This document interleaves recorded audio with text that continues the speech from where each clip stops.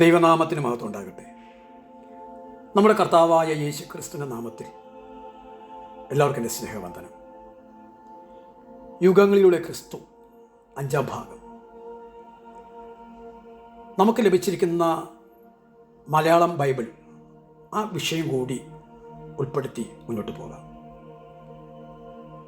പഴയ പുതിയ നിയമങ്ങളിലേക്ക് നോക്കുമ്പോൾ നിയമം എന്നതിന് ഇംഗ്ലീഷിൽ ടെസ്റ്റാമെൻ്റ് എന്ന പദം ഉപയോഗിച്ചിരിക്കുന്നു. ഇത് ലാറ്റിൻ സാഹിത്യത്തിലെ ടെസ്റ്റാമെൻറ്റം എന്നതിൽ നിന്നുളവായ ഒരു വാക്കാണ്. എബ്രായ ബൈബിളിൽ ഇതിന് ബെരീത്ത് എന്ന പദം ഉപയോഗിച്ചിരിക്കുന്നു. ഇതിൻ്റെ ശരിയായ ഇംഗ്ലീഷ് പദം കവനൻറ്റ് എന്നാണ്. ഇതിന് രണ്ട് കക്ഷികൾ തമ്മിൽ പറഞ്ഞൊക്കുന്ന ഉഭയസമ്മതം, ഉടമ്പടി എന്നൊക്കെയാണ് ഇതിനർത്ഥം.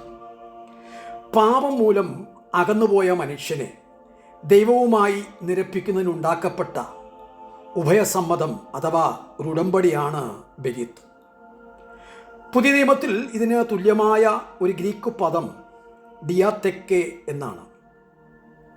2 കൊരിന്ത്യർ 3:14 ഈ വാക്യമാണ് ഉൾപ്പെടുത്തിയിരിക്കുന്നത്.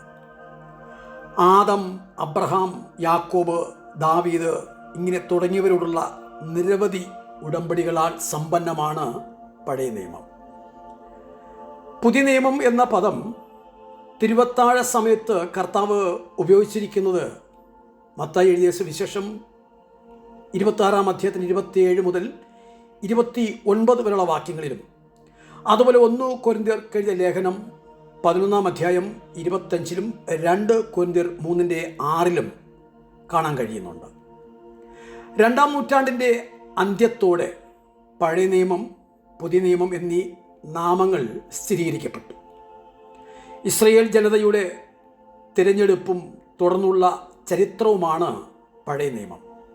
പുതിയ നിയമത്തിൽ യേശുക്രിസ്തു മൂലം നിർവഹിക്കപ്പെട്ട പാപപരിഹാരവും അതിനോട് ബന്ധപ്പെട്ട വിഷയങ്ങളുമാണ് പ്രതിപാദിച്ചിട്ടുള്ളത്.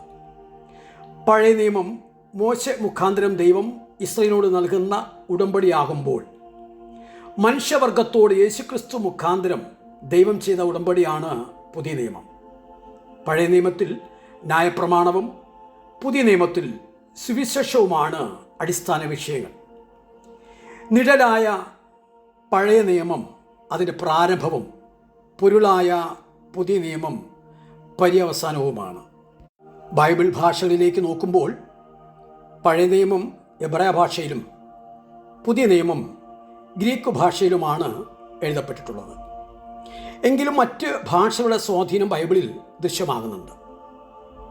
അവ ആരാമ്യ ഭാഷയും ഈജിപ്ഷ്യൻ ഭാഷയും ബാബിലോന്യ അസിറിയൻ ഭാഷയും അതുകൂടാതെ പേർഷ്യൻ ഭാഷയിലുമാണ് കാണുന്നത്. 1947-48 വർഷങ്ങളിൽ ഇസ്രയേലിലെ ചാവുകടൽ തീരത്തുള്ള മസാദ മലമുകളിലെ കുമ്രാൻ എന്ന സ്ഥലത്തെ 11 ഗുഹകളിൽ നിന്നായി പഴയ നിയമം മുഴുവനായും ലഭിച്ചു. എബ്രായ ഭാഷയിൽ തുകലിൽ എഴുതി ചുരുളുകളായി സൂക്ഷിച്ചിരുന്നവയായിരുന്നു ഇവയെല്ലാം. ഏതാനും പുസ്തകങ്ങളുടെ ഗ്രീക്ക് തർജ്ജമയും ഇക്കൂട്ടത്തിൽ ഉണ്ട്. BC 60 കാലഘട്ടത്തിൽ യഹൂദ വംശത്തെ റോമൻ ഭരണകൂടം കൂട്ടക്കൊല ചെയ്തപ്പോൾ ഈ മസാദ മലയിലെ ഗുഹകളിൽ അവർ ഒളിപ്പിച്ച് സൂക്ഷിച്ചു വച്ചിരുന്ന ഇവയെല്ലാം ചാവുകടൽ ചുരുളുകൾ എന്ന പേരിൽ ഇന്നറിയപ്പെടുന്നു. ഇതോടൊപ്പം ബൈബിളിൻ്റെ ചില പരിഭാഷകളിലേക്ക് നോക്കുമ്പോൾ ആദ്യത്തേത് സെപ്റ്റുവജിൻ തന്നെയാണ്, ഗ്രീക്ക് പരിഭാഷ. മഹാനായ അലക്സാണ്ടർ ചക്രവർത്തി ഈജിപ്റ്റ് കീഴടക്കി അലക്സാണ്ട്രിയ എന്ന ഒരു വലിയ നഗരം ഈജിപ്തിൻ്റെ വടക്കു പടിഞ്ഞാറ് മെഡിറ്ററേനിയൻ തീരത്ത് BC 332 പണി കഴിപ്പിച്ചു. അവിടെ യവനന്മാരെയും അനവധി യഹൂദന്മാരെയും കുടിയിരുത്തി.